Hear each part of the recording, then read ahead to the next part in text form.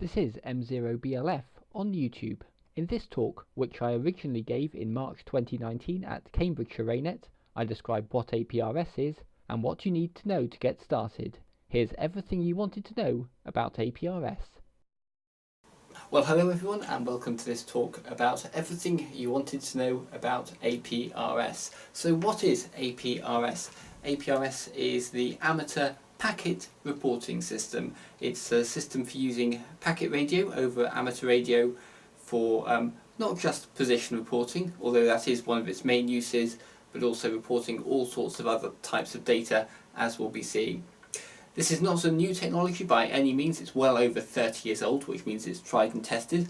One thing that's important to remember though is that it is unreliable, and I mean that in the sense that there are no acknowledgements. So if there's interference, if there's packet collisions because two people transmit at the same time, the data just won't get through and you won't know that it won't get through.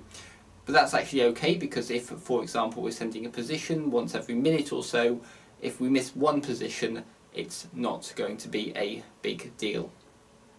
So why might we use this? Well, I'm a member of Raynet, which is the UK's radio amateurs emergency network, kind of like the North American, the US APRS, which deals with emergency communications.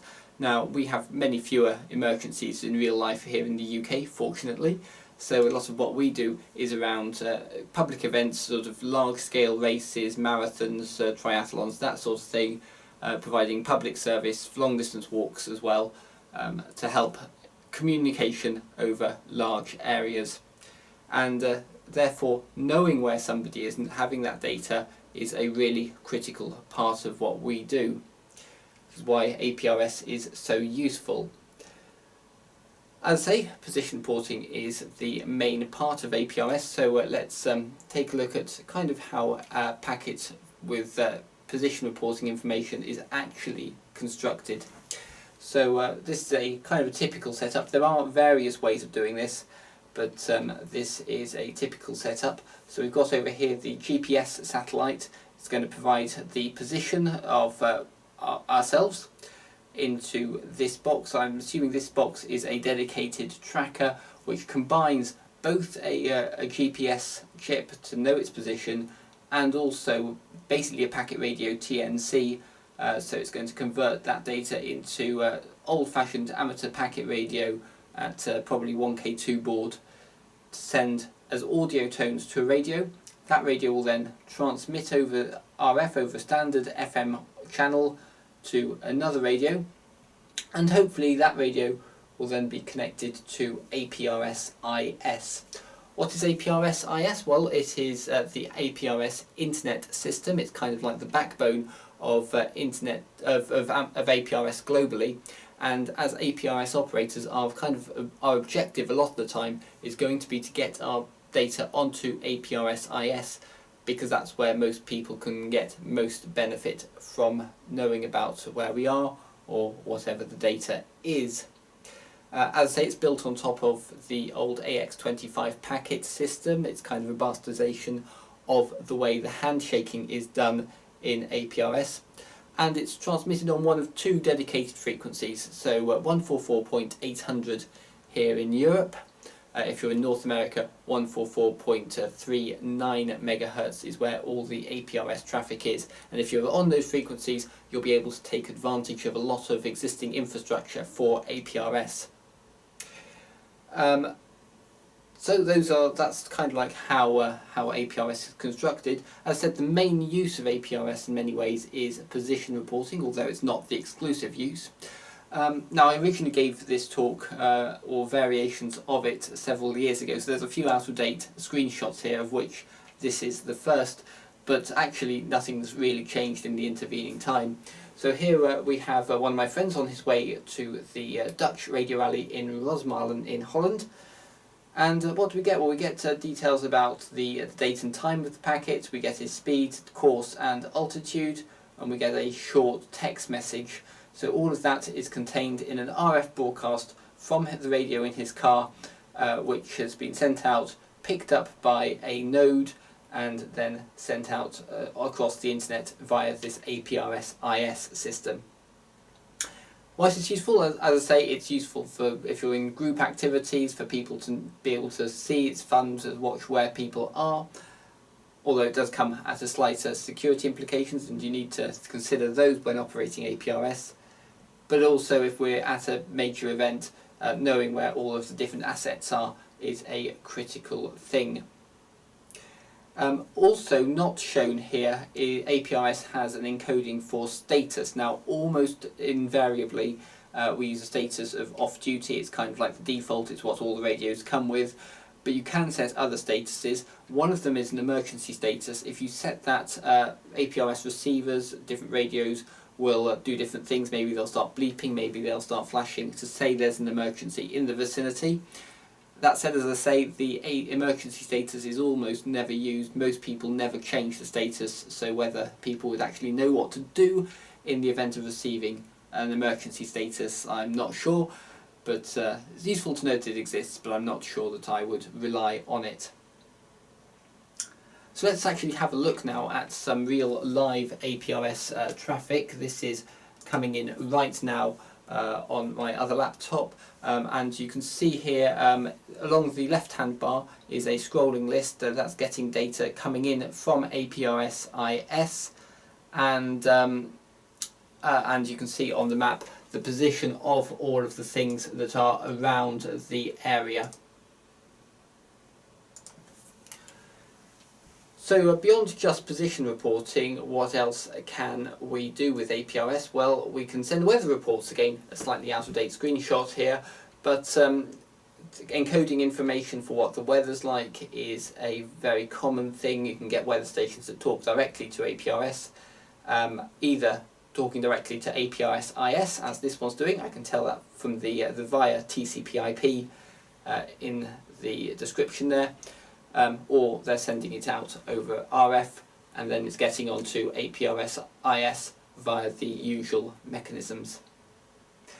Weather actually is just a specialised form of a more general category of telemetry data which APRS is able to support, and you can send basically any type of data as long as it can be expressed numerically. With any labels, any units, you can tell APRS what it is you're going to be sending and then just send it telemetry data. And this is kind of useful. The local repeater site here just on the outskirts of Cambridge had a power cut in January 2012. Happen infrequently, but they do happen from time to time. And what we've done is we had set up the co-sited APRS node to send telemetry data which had the voltage at the repeater. So you can see here the normal use of the repeater, and then you can see the power cuts, the switch over to batteries at a slightly lower voltage, and then the power comes back on again. And this is kind of useful for the repeater group committee to know what the state of the repeater was during that power cut, so kind of useful information.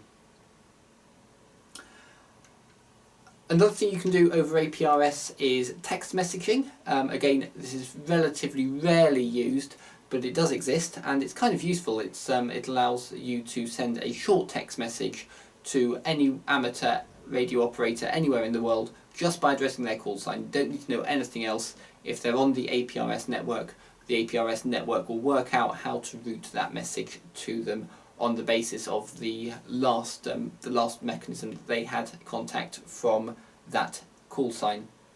So as I say, useful. It's not widely used though, and it does have one particular flaw in it which we'll come on to a little later on.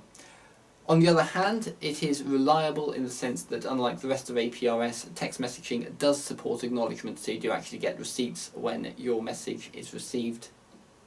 You can also send email over this mechanism. You can address your message to a node called email, begin the message with an email address, and it will get through. Of course, like all of APRS, all the packets are completely in the clear. There's no encryption or anything like that, and all the packets are recorded for posterity, so obviously don't include anything sensitive in any messages you're sending out over text messaging. So when we're using APRS, one of the things we really have to understand is about how packets are routed, how they get from your station out to the internet. And the reason is, if we get this wrong, we can either clog up the network or nothing will get through at all.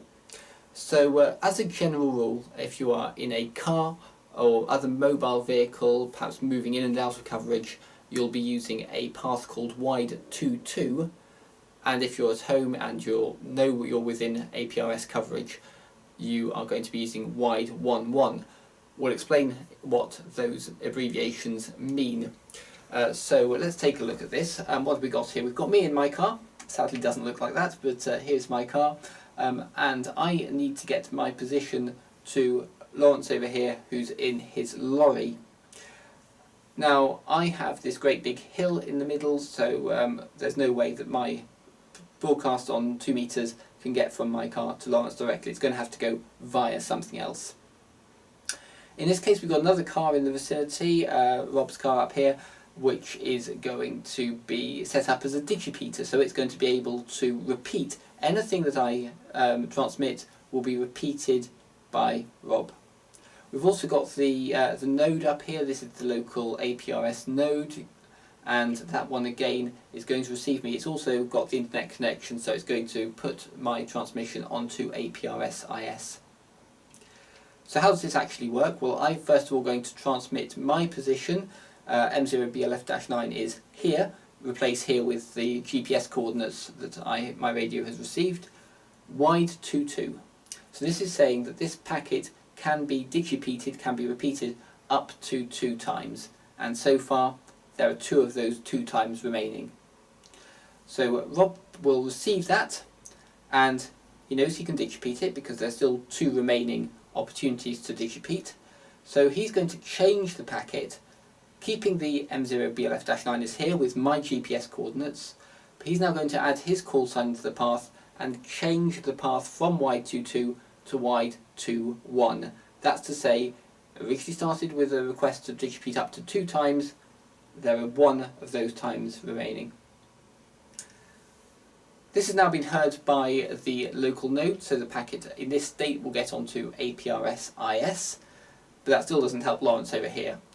Fortunately, the node can repeat the information again, so it's going to again keep my call sign, keep my position, add its call sign to the path, and switch it to wide 20, which means that this packet can no longer be digipeated. This is what stops a packet that's sent on RF from being repeated over and over and over again, perhaps globally, and therefore completely clogging up the RF network. Remember, the RF network's only running at 1K2 baud generally. It's going to take a long time to get a packet from any position on the world to any other position in the world. You will clog up the network if packets kept on going infinitely. So this wide 22, wide 21 mechanism stops that from happening. This is a bit of a simplification, by the way, but there's a bit more nuance to this. One thing you do need to know is that for backwards compatibility and historical reasons with older equipment, sometimes you will see wide 22 expressed instead as wide 11, wide 21.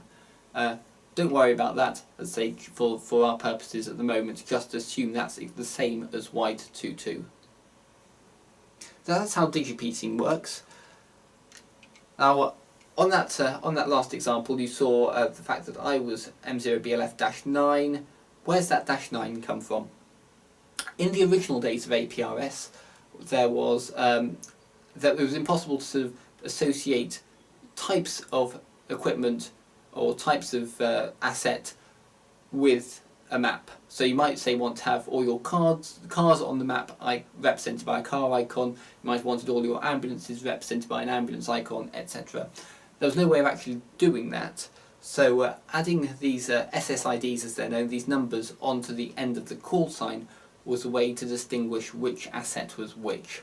And the general standard that developed, it's described in the APRS spec, was broadly that no SSID or -0 was equivalent to a home fixed location, -5 for some form of mobile device, mobile phone perhaps connected to APRS IS, -7 for a handheld radio, and -9 for a car. There were a few others as well. but those are the main ones. Now, since 1989, as I say, the spec is quite old, it has been possible to specify icons separately from SSIDs. So these SSIDs are no longer as important as they once were, but it's still kind of an accepted standard. Where SSIDs aren't defined, or aren't one of these major ones, then you can reuse them, repurpose them. I, for example, use -1 for one of my laptops, which may be anywhere, not necessarily at my home QTH. Couple things on pieces of software. How do you actually view data coming in from APRS, whether that's via RF or via the internet? Well, there are effectively two pieces of desktop software for Windows that you can use. UIView 32 is the older, possibly more established of the two. Unfortunately, the author died several years ago and the source code is no longer available. You can still get copies of UIView 32. You can pay a charity donation to a cancer charity for your copy, but it's no longer updated. APRS-IS 32 and its previous incarnation APRS-IS CE is much more widely supported and up to date, and it's freeware, so that's good.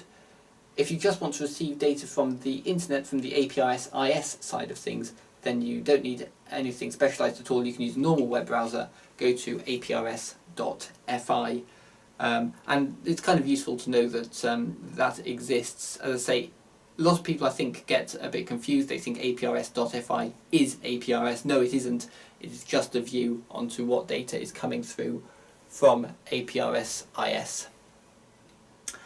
If you want to receive data from APRS-IS, whether it's through APRS-FI or through one of the other bits of software, that's fine. You can just connect to an APRS-IS server.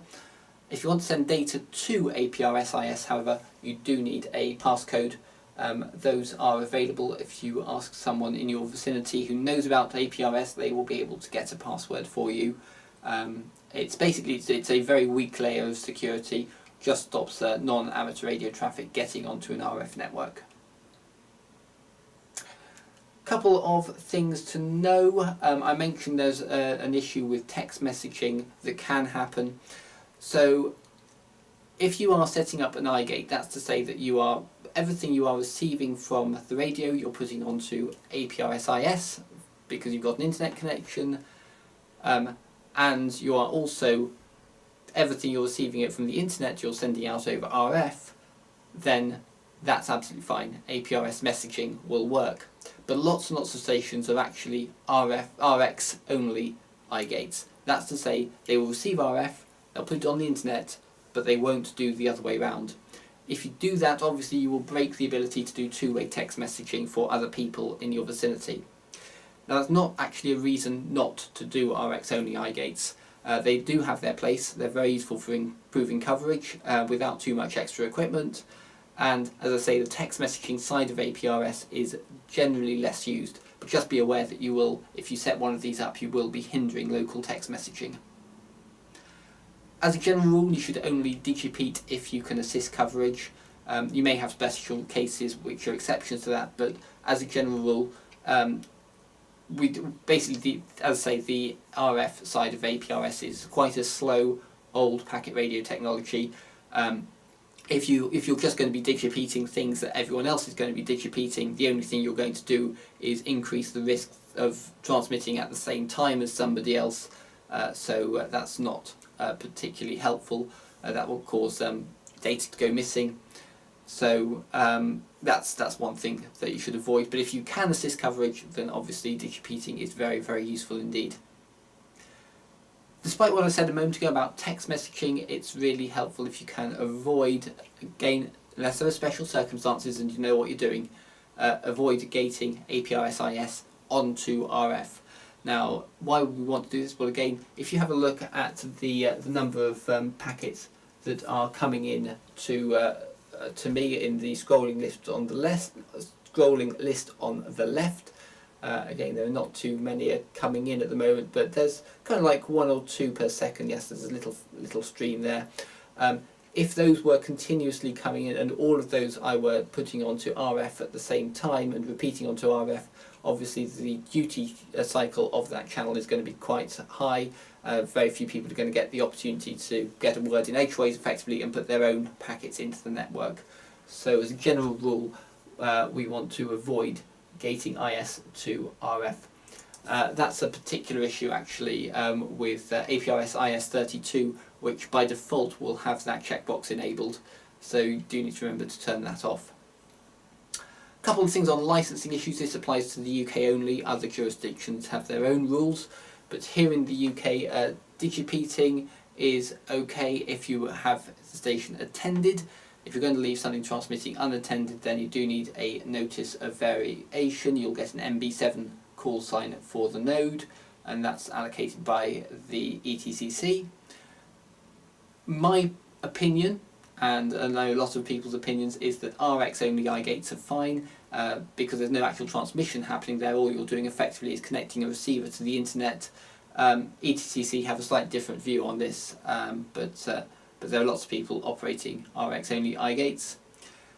Beaconing unattended again would require a special case, but you're absolutely fine to beacon from a vehicle while attended.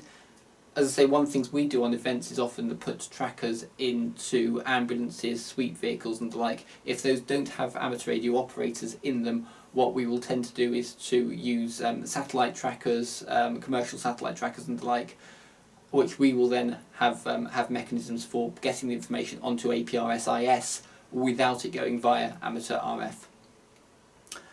Objects are okay. That's to say that one of the things you can do on APRS, in fact I'll show you an example quickly here. One of the things you can do on APRS is to create an object. So here I've got an object that's created as the last runner at an event, which I am manually moving around because there isn't a sweep vehicle. That's absolutely fine. You can do that. You can create objects which are basically effectively markers on a map which can be transmitted over the air at any location. As you'll see here, it's still associated with the source call sign, in this case G3PYE, so there is still a link back to an amateur call sign, even if what would normally be the call sign is just a random set of characters. So the only thing to know about objects actually is that they need to have a globally unique name. You'll see here I've actually started the object name with CAM-RNT for Cambridgeshire Raynet. The likelihood is nobody else anywhere in the world at that particular moment will be using that prefix. But if you don't have this globally unique name, what happens is that the last person to deal with that object will take ownership of it. So if you just created an object called, say, Marshall Point 3, the likelihood is somebody else somewhere in the world might also be trying to set up a Marshall Point 3. They can take ownership of your object, which results in your things moving halfway around the world and gets exciting. So globally unique name is the required thing. Objects can have a position, obviously have a position, but they can also have a course and a speed. I've actually found very few pieces of software that actually implement it, but most pieces of software will show those things correctly. Tracking hardware. Trackers can come in a variety of shapes and forms. I've got, for example, the Tiny Track 4 over here.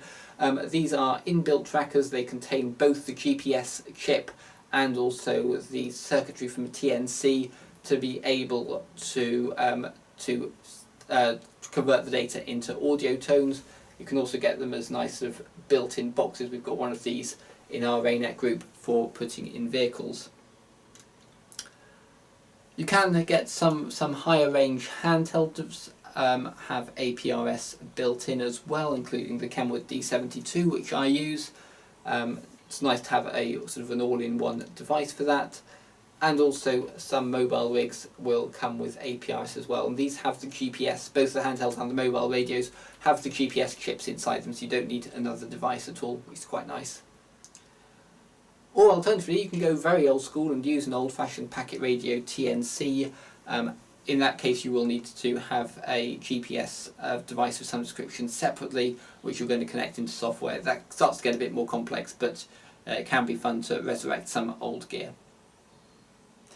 And one thing finally that you can do is use an amateur radio, amateur radio transmitter with a mobile phone app. So this is APRS Droid for the Android phone, which can actually, as well as connecting directly over to APRS IS via a mobile phone data signal, not touching RF at all, this can also create the audio noises of a TNC out to the speaking jack on the phone, and you can connect that directly to a handheld if you want to. And that does work. So that's kind of a brief overview of APRS. I hope you found that useful. Thanks very much for watching, and goodbye for now.